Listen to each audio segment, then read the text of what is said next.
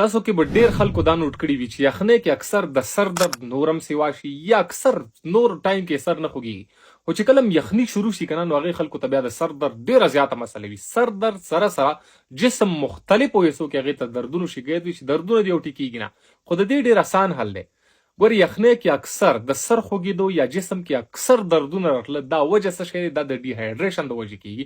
د انسان جسم کې چې کله اوبو کمې راشي الکترولایټس موږ ورته وایو هغه امبیلنس راشي اوبو کمې فلویډ ډیر زیات انسان نه خریجيږي یخنۍ کې موږ ته تند لګيږي نه تګي کیږي نه موږ او به ډېرې کمې سکونه داغه د وجې بیا څه شي کیږي د انسان جسم مختلفو حصو کې دردونه شروع شي او سر خوږم ور سره انتهایی زیات سیوا شي.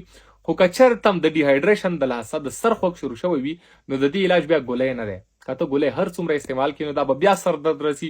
واحد حل زده تخیم کچرتم داسي وي نو تاسو به ګورئ کیلسی نیمکول به تاسو ګورئ او ورس ورته وای دا یو پونه رلې ورکوټ شان پونه هغه ځان ته وبو کې چوي هغه چې تاسو سکه هغه سره بستاسو سر درد بالکل ټیک ټاک وي وای بم نه چې زما سر خوږي کنه.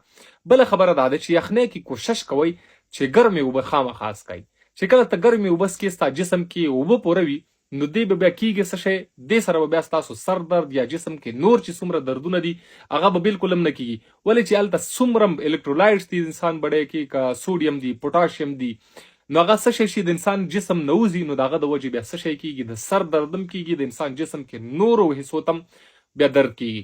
نو ضروري شي څه شي د کچرتم د چا د سر خوږ ډیر زیات وي یخنۍ کې کیږي نو ځان هایډریټ ساتي یو کپ کې صرف او صرف ځان ته نیمکول چوي هغه سکي سر درد بالکل هم ټیکيږي رواني.